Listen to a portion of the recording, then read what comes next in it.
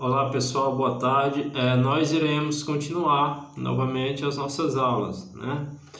Hoje a gente vai finalizar o capítulo 7, né, do módulo 3, certo? A gente vai finalizar hoje, né? Nós temos aí pelo menos de 3 a 4 tópicos para a gente finalizar o capítulo, né? Porque nós já vimos bastante coisa sobre esse capítulo, né? Nós temos que concluir ele hoje, né? O capítulo 7 que fala da organização do espaço rural brasileiro, né? O capítulo que nós estamos trabalhando, e hoje a gente vai dar continuidade, né, com o tópico atividade extrativista, né? Vocês vão abrir lá na página 435, né? Pegue o livro aí, vão acompanhando a aula, as explicações e as leituras que a gente for fazendo, né? A gente espera que vocês estejam atentos para a aula, exatamente para responder as atividades, né? Facilitar para que vocês possam responder a atividade e também compreender o conteúdo, o assunto, né? Então, a gente vai ver hoje a atividade extrativista, a gente vai ver o agronegócio, certo? A gente vai ver a população e o trabalho no espaço rural. E a gente vai ver questões ambientais no espaço rural brasileiro, né? São 4 tópicos aí para a gente finalizar o material, o capítulo 7, né? Para que na próxima semana a gente já inicie já com um novo conteúdo. Essa atividade extrativista, né? Nós temos 3 tipos de extrativismo: o extrativismo vegetal, o extrativismo animal e o extrativismo mineral, né? Então, nessa página 435, ele fala muito no que diz respeito à questão do extrativismo vegetal, né? Por conta da questão da extração da madeira, né? Principalmente a madeira de lei. Por quê? Porque ela tem alto valor comercial, ela tem destaque não só no mercado interno, como também no mercado externo. Aí ele cita os principais vegetais de alto valor, né? Árvores de alto valor. Ele cita aqui, ó, no texto, o ipê, o cedro, né?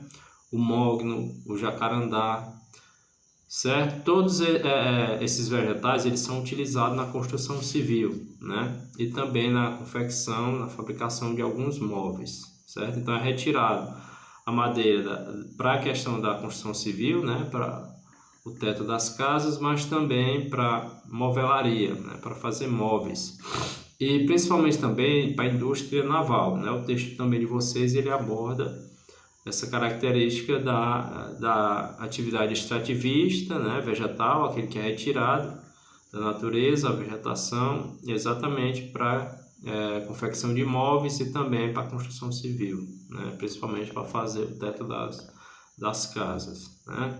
Então, por isso que a madeira é de alto valor, porque assim, hoje tem uma legislação muito forte no que diz respeito à questão da extração da vegetação, mas também da reposição, né? Porque antigamente os agricultores trabalhavam na retirada do vegetal, né, da árvore, mas não tinha reposição, né? Hoje já tem a legislação que cobra desses fazendeiros, né, das pessoas que trabalham retirando madeira para vender, né? Porque dá muito lucro de fato, mas por outro lado causa muitos impactos ambientais, né?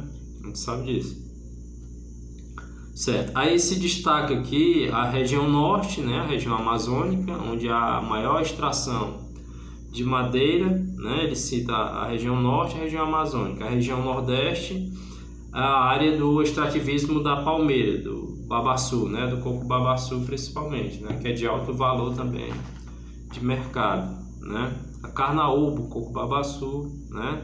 É do extrativismo da região nordeste, certo? Enquanto da região norte, que a gente falou agora há pouco, da região amazônica, aí ele cita o vegetal utilizado na alimentação como o guaraná, o açaí, a castanha do Pará, o palmito, dentre outros, né?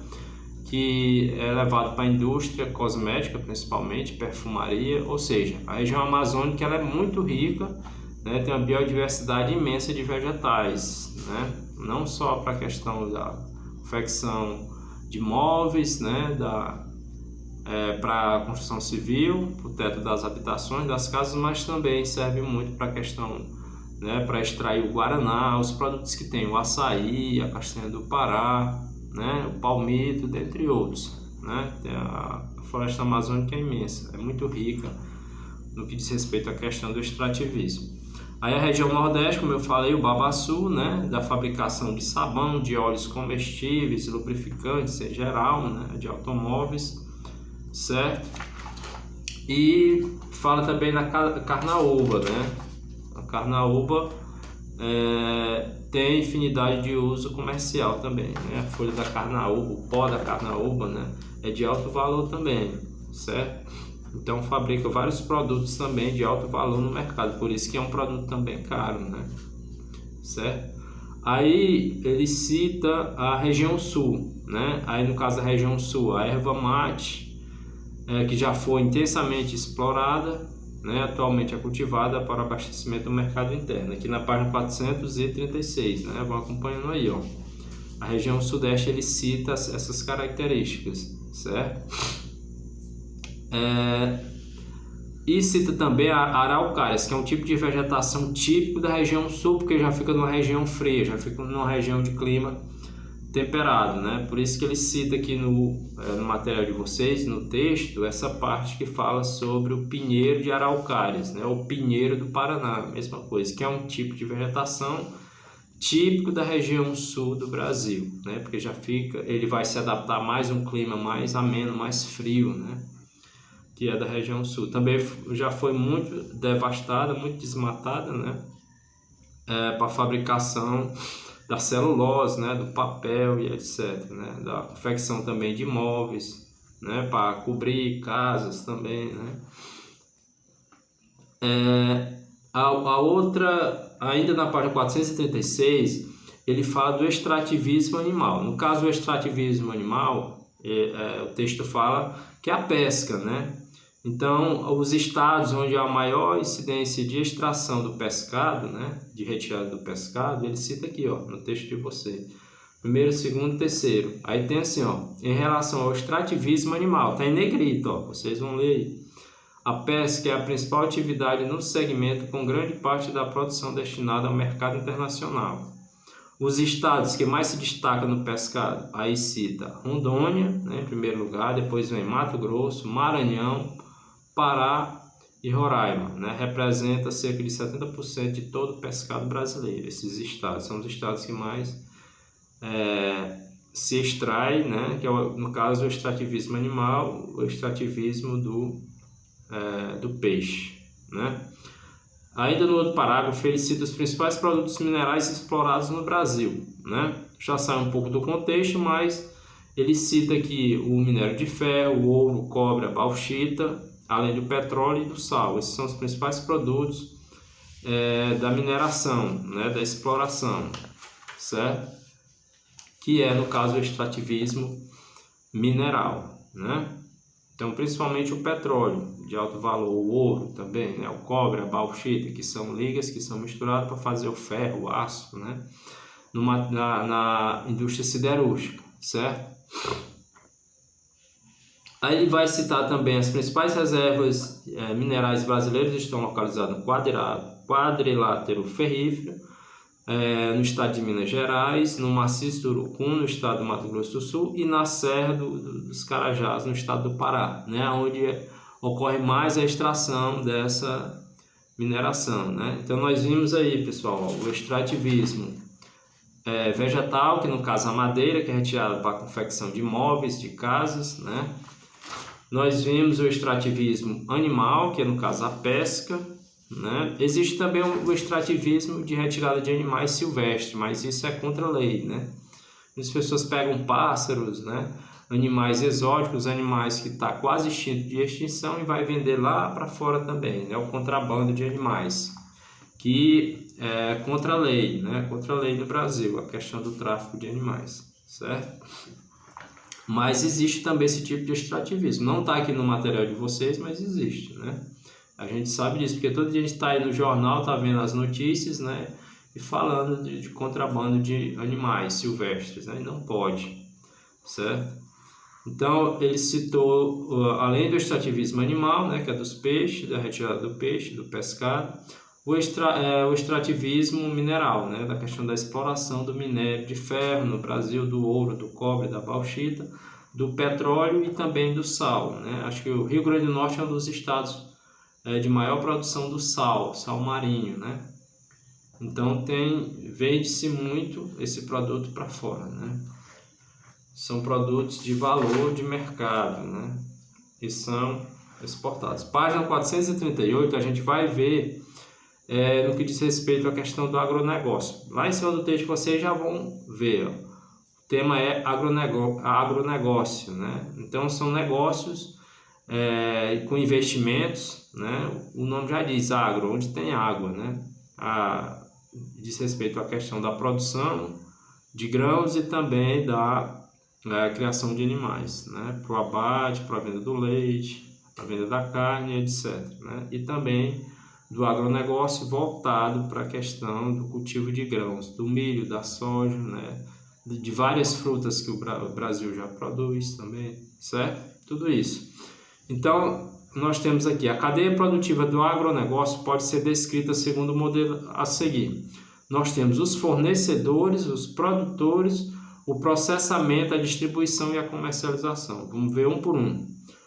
Os fornecedores, fabricantes de insumos agrícolas, de maquinários e prestadores de serviço especializados, entre outros, né?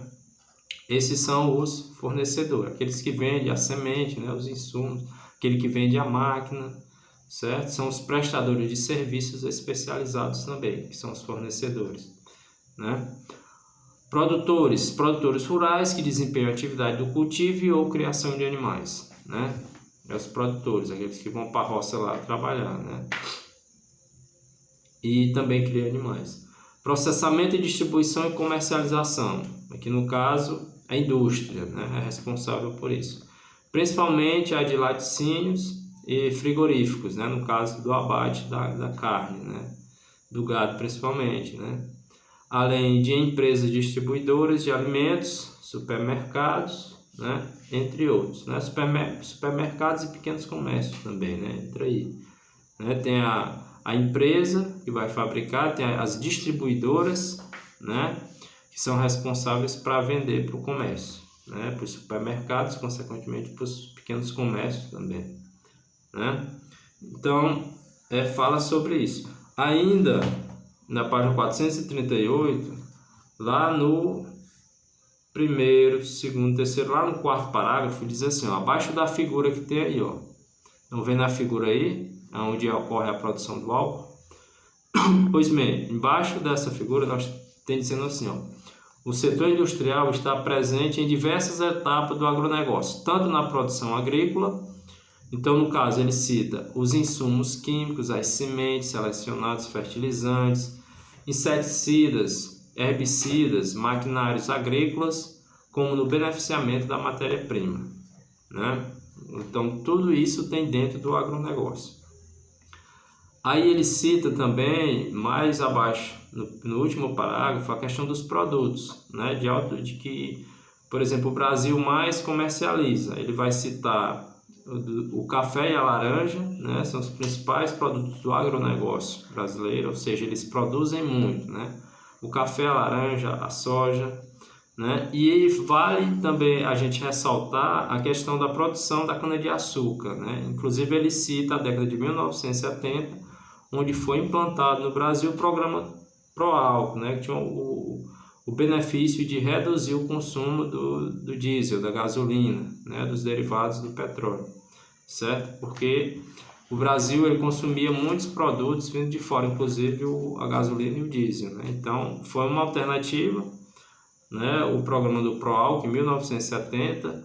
O governo teve que substituir os motores do carro, né, para gasolina, para flex, porque aí o carro já consumia, o motor já consumia álcool e gasolina, né? Então já reduzia aí a questão do consumo também da gasolina, né? Foi uma alternativa também para reduzir a compra dos produtos, né, da gasolina que vinha de fora, né? E até nesse período aqui o Brasil ainda importavam muita gasolina de fora, em 1970, por isso que desenvolveu esse programa. E também que tinha um objetivo de reduzir a emissão do CO2, porque o álcool ele tem carbono, mas em pequena quantidade, né? A gasolina é carbono 8 carbonos, né? Na sua ramificação da cadeia carbônica, são 8 carbonos com hidrogênios ali. E no caso, o álcool, o percentual de carbono é muito baixo, né? Em torno de 2 carbonos, a diferença, né? Para 8 carbonos, que é a gasolina, né? Isso é gasolina de boa qualidade. À medida que a gasolina não é de qualidade boa, a concentração de carbono vai se reduzindo, né? Então o álcool ele polui menos porque tem a emissão dele pouco carbono, consequentemente ele vai poluir, o álcool polui menos, né? Certo, a página 440 ele fala na população e trabalho no espaço rural, né? Então ele diz aqui, ó, atualmente muitas propriedades rurais mecanizaram a produção, reduzindo drasticamente o número de trabalhadores. É uma realidade brasileira, né, pessoal? Essa realidade já vem do passado. À medida que os anos vão passando, você vê que as máquinas vão se sofisticando cada vez mais e você vê o seguinte, que vai reduzindo a oferta de emprego, principalmente para a área do campo, né? Por conta de que uma máquina daquela tende a substituir o trabalho de vários homens. Consequentemente, esses homens vão ficar desempregados, né? Então, à medida que a tecnologia vai evoluindo, né, isso para todas as áreas, a tendência é que reduza ainda mais o número de trabalhadores, né? A realidade é essa, né? Já pensou daqui a algum tempo não ter mais professores e sim só os computadores aí enviando vídeo para os alunos, né? E os alunos estudando em casa mesmo, e aí vai se reduzir ainda mais, né, a oferta de emprego para professores, ou seja, para todas as áreas, né? A tendência, por exemplo, você vai no supermercado, ali você tem um caixa eletrônico, mas tem um computador, né? Se você vai no banco, que antigamente as pessoas iam no banco, tinham vários caixas humanos, né? Pessoas mesmo para atender ali só com caneta, hoje já tem máquinas que fazem um serviço, né, de vários homens, de vários bancários e assim por diante, né? A tendência é que daqui a algum tempo, né, a tecnologia vai evoluindo, é claro, daqui a algum tempo vai se reduzindo ainda mais as ofertas de emprego, né? Consequentemente, teremos mais pessoas desempregadas, né? Mas nós iremos necessitar de pessoas altamente qualificadas, né? Por outro lado, né? Sendo reduzida a oferta de emprego, consequentemente, o mercado vai exigir mais das pessoas. Então, as pessoas vão ter que estudar mais, se qualificar mais para assumir vagas no mercado de trabalho, né? Não basta ter só a formação, né? Tem que ter uma área específica para você se dedicar naquilo, né? Para você mostrar também que é um profissional capacitado, porque o mercado exige, né? Até na área da agricultura, né? Que antigamente o trabalhador trabalhava só com enxada, né? Dava conta da enxada. Hoje já tem maquinários, né? Já tem toda uma tecnologia voltada, tem computadores, né? Para medir a previsão do tempo, saber os períodos que vai mais chover, certo? Então tem toda uma tecnologia voltada para o agronegócio, né? Para a produção de grãos, né? Em grande quantidade, né? Você vê que até o pequeno agricultor hoje ele já utiliza maquinários, né? Já tem insumo, já tem agrotóxico, né? Então, à medida que as coisas vão evoluindo, os agricultores rurais também vão tendo acesso, né, a bancos, alguns, né? Os programas do governo passado também eram voltados muito para essa questão agrícola, principalmente para o pequeno agricultor, né? Para dar incentivo, para ter mais empresas agrícolas, né? Pequenas e médias empresas agrícolas, para dar incentivo também a toda essa cadeia produtiva, né? Porque a gente sabe que o mais pobre é o que sustenta a classe média é o que vai sustentar o mais rico, que é o detentor do agronegócio. Então, tudo em cadeia, né? Então, se não estiver funcionando bem, se o governo estiver oferecendo crédito para esses pequenos e médios agricultores, não tem como a agricultura brasileira se desenvolver, né? Entendeu? Então há todas, né, esse esquema também de beneficiamento do governo com relação a bancos, né, empréstimo para as pessoas do campo, para que eles possam também se desenvolver, né? Você vê que antigamente quem morava no campo era visto como uma pessoa extremamente pobre, né? E hoje tem pessoas que moram no campo que às vezes tem mais condição do que quem mora na cidade, né? Tem moto, tem carro, tem tudo que a cidade tem, né? Energia elétrica, água, certo? A diferença é que eles estão distantes, estão trabalhando lá na roça, né? Produzindo, certo? Mas que eles têm já muitos benefícios que o homem da cidade, né, tem atualmente, os agricultores também do campo têm, né? Inclusive tem acesso a bancos, né, também, empréstimos e etc, para dar sustentação ao seu pequeno, médio negócio, né? Certo? Inclusive, que é o que nós iremos falar aqui na página 431, né? No minifúndio, que é voltado para a questão da agricultura familiar, né? Que desenvolve muitas vezes. Eles trabalham o ano todo apenas para se alimentar, né? Para sua família. E às vezes quando sobra, né, tem um excedente ali, eles vendem para a cidade, né? Então isso se dá o nome de minifúndio, né, que é uma área mais reduzida, uma área menor, voltada apenas para o trabalho familiar, para a agricultura de subsistência, né? Certo? Aí ele cita também na página 441 o arrendamento da terra, né? Que são aquelas pessoas que alugam uma parcela da terra ou totalmente a propriedade, toda a propriedade, mas eles fazem uma divisa no pagamento, né? Então eles produzem ali o arroz, o milho, o feijão, depois eles dividem. Uma parte fica para o produtor, uma parte fica para o dono da terra, né? Eles têm essa parceria, que é o que fala aqui no texto de vocês também. Mas também, às vezes, ele só faz alugar a terra e paga em dinheiro. Ele vende o produto, depois paga o aluguel pela terra, né? O arrendatário chamado, né? A parceria é quando há também, ele entra em acordo, né, com aquele fazendeiro para ele produzir na terra dele e ele divide a produção, né, do milho, do arroz, do feijão e etc, né? É o chamado meeiro, né? Que é uma terceira parte da produção. Outra coisa também é os trabalhadores temporários, né, que a gente vai debater também hoje aqui, falar sobre os trabalhadores temporários, né, que são os chamados boia-frias, né, que são aquelas pessoas que trabalham, principalmente na região sul, que trabalham na cana-de-açúcar, né? Por que boia-fria? Porque eles levam o almoço para a roça, né? Eles se deslocam de algumas regiões, né, do interior para ir para a cidade, né, para uma área desenvolvida. Por exemplo, na região de São Paulo, a produção da cana-de-açúcar já fica na região litorânea, mas também fica em algumas cidades próximas à Grande São Paulo, né? E ali os agricultores se deslocam de suas terras para ir trabalhar na cana-de-açúcar, na colheita da cana-de-açúcar, né?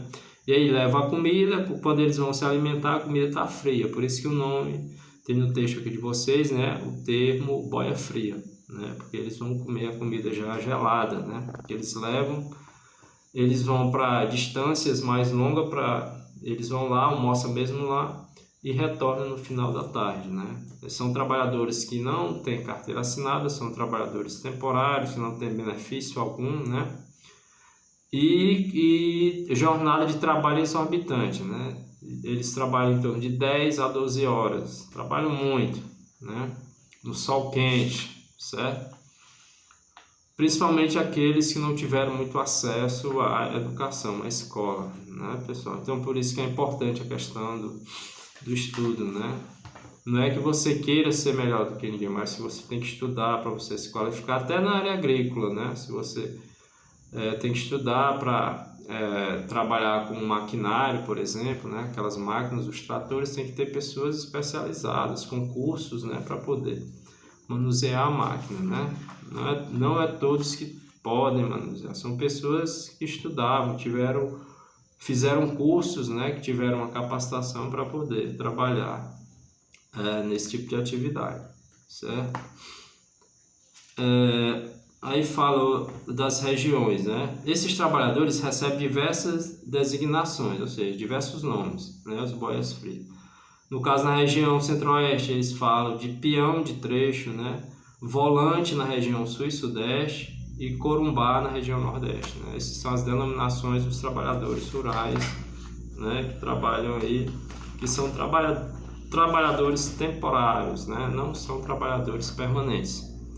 Página 442, aí sim nós vamos explicar para vocês sobre os trabalhadores permanentes, né? A gente estava falando agora há pouco de trabalhadores temporários, né? Aqueles que recebem pouca remuneração, né? Às vezes não ganham nem um salário mínimo. Agora a gente vai entrar aqui nos trabalhadores permanentes, né? Que são aqueles que são contratados, com carteira assinada, né? Salário mensal, que desempenham diversas funções, né? Geralmente nas grandes propriedades rurais, né? Então são pessoas qualificadas, são pessoas especializadas que estudaram, que sabem operar máquinas, né? Computadores, certo? Então o porquê da importância do estudo, da educação, né? Exatamente porque futuramente você vai assumir uma vaga no mercado, né? E se for optar para essa área agrícola, né? Tem que se especializar também, né? Não é porque eu vou trabalhar na área agrícola que eu só preciso ter um ensino médio. Não, tem pessoas lá da área agrícola que tem um ensino superior, que já fez especialização em áreas do solo, em áreas de estudo dos vegetais, né? Do desenvolvimento do vegetal, né? Dos grãos e etc. Né? Tem especialistas, pessoal, nessa área também, né? Então, os grandes produtores rurais, aqueles grandes empresários, eles vão atrás de pessoas qualificadas para poder trabalhar na empresa agrícola, né? Para poder manusear as máquinas, né? E saber ali o tempo do período de colheita, né? Como ele vai manusear para